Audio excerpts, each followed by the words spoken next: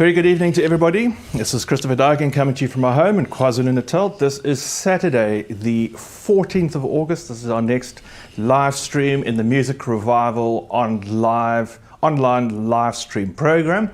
You can see we've got a new introduction, a new title sequence to introduce our program.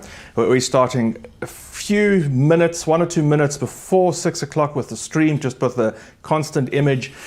We're finding that maybe we get ahead of our traffic, all the other traffic that comes online at 6 p.m. and it seems to give us just that much more of a reliable, stable stream. So in the next hour, I'm going to be playing our in-concert session on Saturday night. It's a very, very cold. This might be, I think I said this previously, but this might be the coldest day of the year. It's been incredibly cold today. It's snowing again on the mountains very nearby to us. It's been freezing cold. A very, very cold day, and I have got some very heartwarming music, some very poetic and some very powerfully moving music, I hope, in this evening's program, which is devoted to the music of Schubert, Franz Schubert, Austrian Viennese composer of the early 19th century. And it's a program called Why Schubert. I'm trying to give you an overview of some of Schubert's output, and also in the middle of the program I'll be talking a little bit about, just from a personal perspective, why I think Schubert's repertoire and the contribution to the piano repertoire is unique and valuable and important. Once again, if you are able to support us and support me with financial support, we're very grateful. I'm very grateful for any support that comes through. You'll find all the links as well as a subscription option where you can sign up via PayFast. It means that you sign up with a subscription that gets automatically debited to your credit card on a monthly basis. This is a local option, South African option, so for those of you who are worried about international credit card transactions, it's a very secure option. PayFast is one of the secure, most recognized and secure payment options in South Africa, so do please visit my web page, donate at musicrevival.co.za, musicrevival.co.za being my website. The page donate you will find there, as well as you can watch the live stream and links to various other possibilities and programs. I am going to dive straight into the music. I only have opportunity to offer you an image, one of the images, which Barry will bring up on the screen, by the Iranian computer graphic artist Hadi Karimi. He's very kindly once again given us permission to use this particular, I have to move this way, to use these images. These are images that he's created using contemporary graphics programs that give a very realistic skin tone as well as hair textures, and these are very closely based on contemporary portraits as well as death masks and various elements of the composer that really give a very accurate and very insightful. It's quite frightening to see how realistic these images are. This is Franz Schubert himself, and it's quite, well, I can see it on the monitor here. It's quite nice to be sitting next to Franz Schubert when I'm about to play a program of his music. So I'm going to start off with two pieces of music which are rather contrasted, a little bit less known, and move into some more well-known music later on in the program. I'm going to start off with a beautiful piece that I'm very fond of, rarely played, called the Hungarian Melody. In his later years, Schubert spent many happy times at the Esterházy Palace, which is now part of Hungary, very near to Vienna. And here he was supported. He had opportunity to perform and write for very skilled musicians who gave premieres of many of his compositions. It was a very happy and a very productive environment for him to work in this very sumptuously appointed palace, and with great possibility for him to work and to be supported and encouraged to have his music performed particularly well, and also with wonderfully receptive audiences. And in this, he must have heard something of the Hungarian folk music, the folk musicians, the people of the land who had a unique, or still have a very unique style of music, and he wrote this particular little Hungarian melody, picking up one of these melodies, one of these tunes that he liked. He used it in several works. This is not the only composition, but it's the solo piano work that he used this in. And the second piece I'd like to play for you is the first of the 3 piano pieces, the Drei Klavierstücke, D946, these catalogue numbers relating to a musicologist by the name of Mr. Deutsch. So it's D for Deutsch, who catalogued most or almost all of Schubert's music in his output from his earliest to his late. Very few of Schubert's compositions have the official opus numbers, which relate to the fact that he published them. Many of his compositions were actually not published during his lifetime, so these D numbers really give us a very important identification of what they are. And in the very last months of his life, Schubert was working on a set, possibly a third set of impromptus, 4 impromptus, and he didn't complete them. He died at a very young age, and these pieces were later published as a set together, and this is the first of it. There has a certain urgency and a certain brilliance, you might say, in the outer sections. In the middle section, a very broad, richly scored melody with some very unusual chords. But as always with Schubert, the melody, there's an overriding sense of melodic arch. There's an overriding sense of serene and beautiful power that sits beneath the surface of the music. So this is the Hungarian melody and the first of the 3 piano pieces, D946.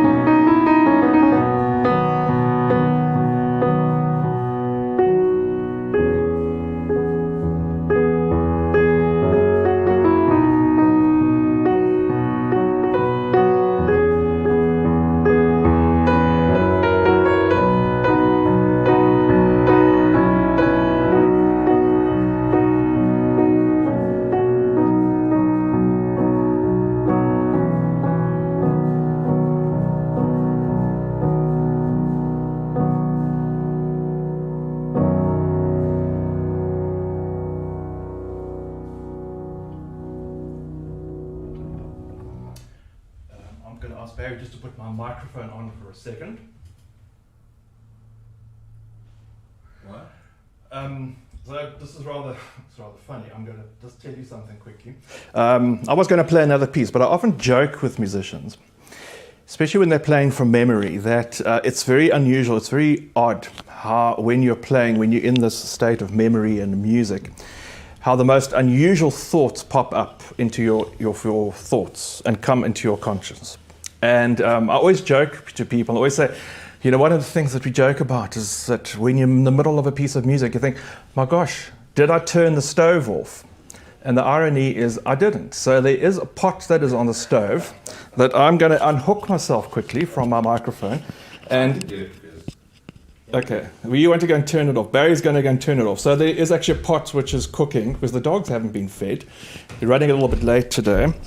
And I can just imagine what chaos would be if that pot is still burning in an hour's time.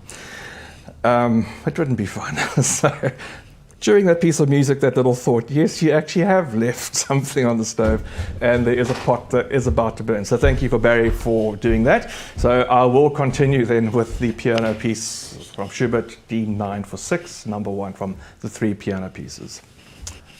Am I muted now? Yes. Thank you. Thank you, Barry.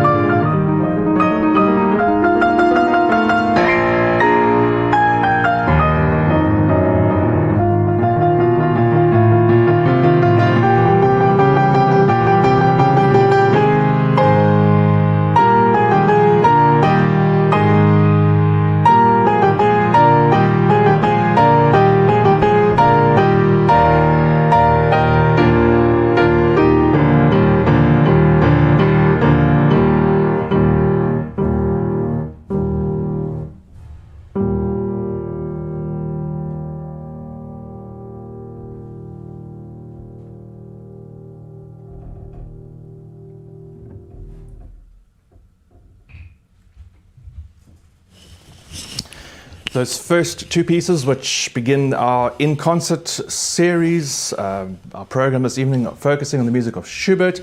I started off there with the Hungarian Melody, very beautiful, I think a very haunting piece of music, very haunting melody. And straight after that, I played the first of the three piano pieces, D946, all by Franz Schubert. Now I'm going to go on this evening to play the first movement of the sonata in G major, one of the last sonatas, one of the last compositions again that Schubert wrote. The last years of his life he wrote a number, 3 or 4 very magnificent, very substantial piano sonatas. And this is one of them. It really is quite an extraordinary work. It's quite unusual because of its serene length, as it's been described. Robert Schumann described this as the most perfect piano sonata ever written. What's unique and what I think is important and what you find in this music and what is really so unique to Schubert's music, apart from the overriding sense of melody, there's always this beautiful sense of melodic line. No matter how busy Schubert's music becomes, there's always a sense of line, and so often it's actually focused entirely on just the singing line that the piano can produce. But at the same time, there is a sense, I feel, of a very uncomplicated and a very sincere and honest music making going on in his music. Generally in music, generally in musicology terms, in terms of looking at where composers fit, Beethoven is seen as a classical composer, fitting together with Mozart and Haydn, the composer who really produces the principles, the ideas of balance and restraint. And Schubert, because of his 19th century place, even though he was only born a year or so after Beethoven, no, that's not true. I actually got that wrong. Schubert was born in 1790, so in fact 28 years after Beethoven. He died a year after Beethoven, should I say. Schubert is often seen as a romantic or 19th century composer and grouped together, but in fact more contemporary thinking or more open-minded thinking, you might say, who really looking at the qualities of the music, might say that Schubert actually represents more of a classical sense. His music has such restraint, it is really about balance. In Beethoven's middle period and later years, you look at the Appassionata that I played last week, that is really a work that heralds, that opens the door for all the great romantic composers, a style of piano playing, style of music making that unleashes openness and the completely unfiltered sense of passion, power and brilliance, which is romantic. It's 19th century in its style, and in Beethoven's later works he goes into a completely free fantasy, which is very much in 19th century style of music, where Schubert's music really fits much closely in a sense of restraint, classical poise. Schubert never really breaks free of those classical structures, foundations which hold the music together, but yet within that he produces an unending sense of melody and an unending sense of grace.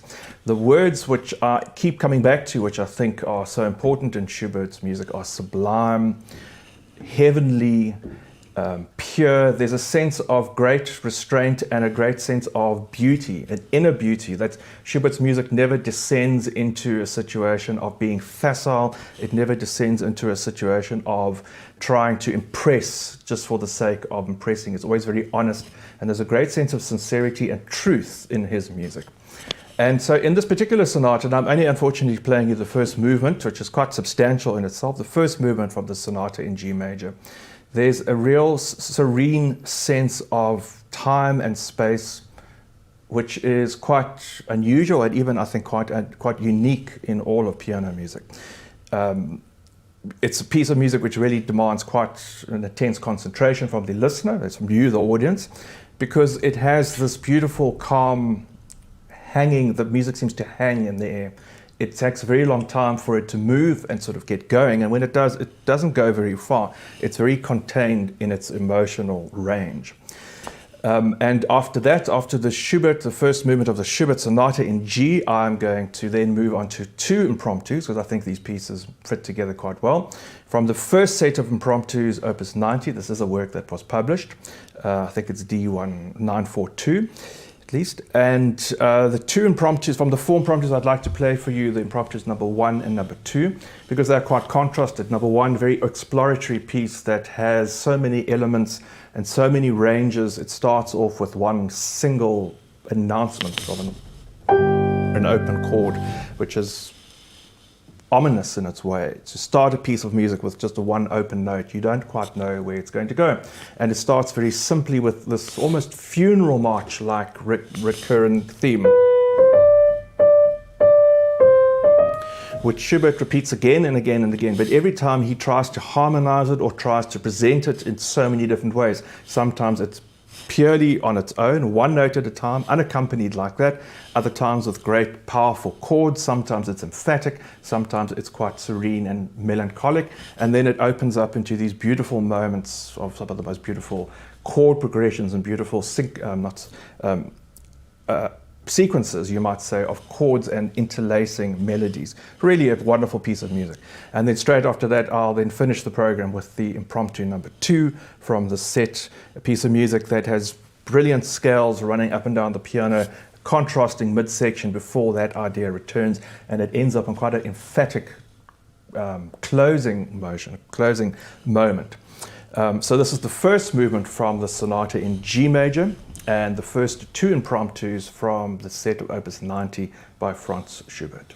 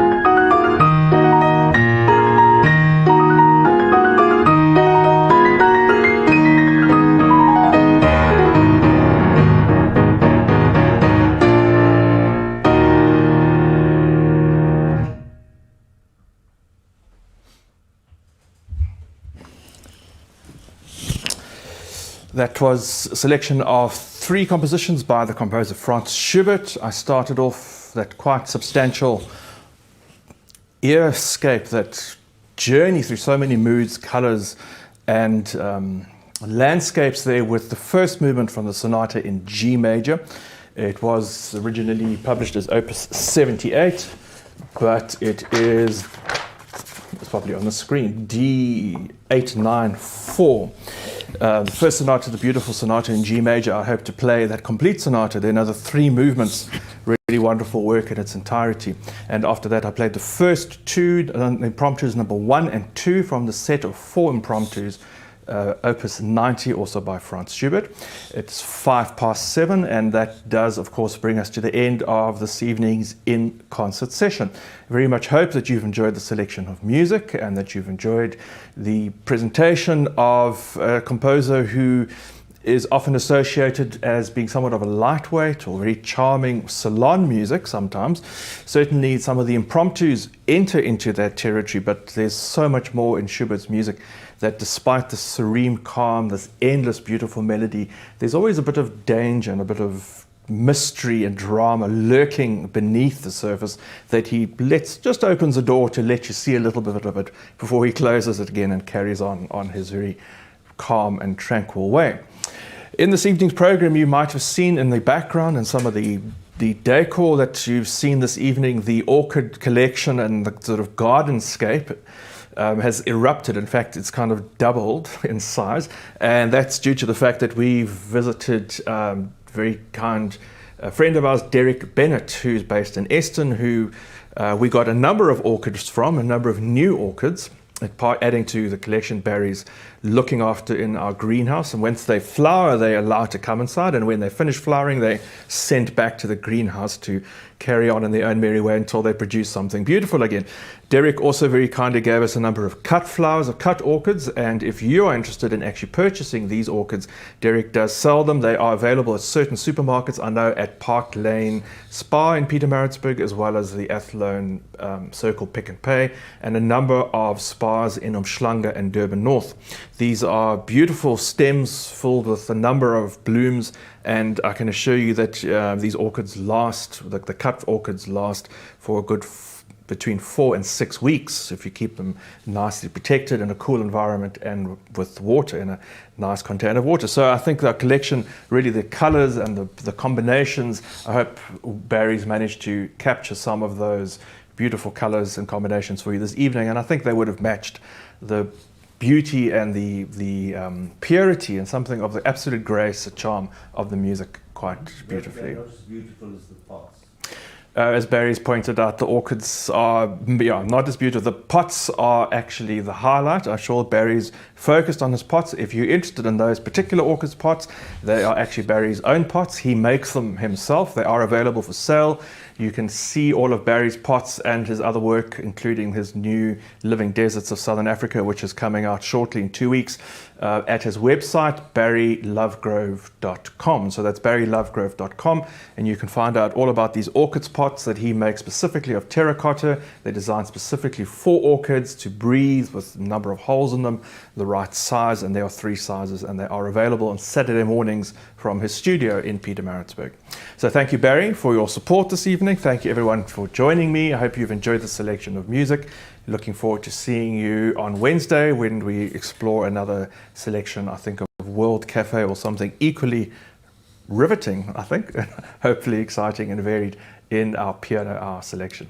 It's very cold. I hope everyone is staying warm. I hope you are keeping well. Look after yourselves, keep well and stay well, and we'll see you next time.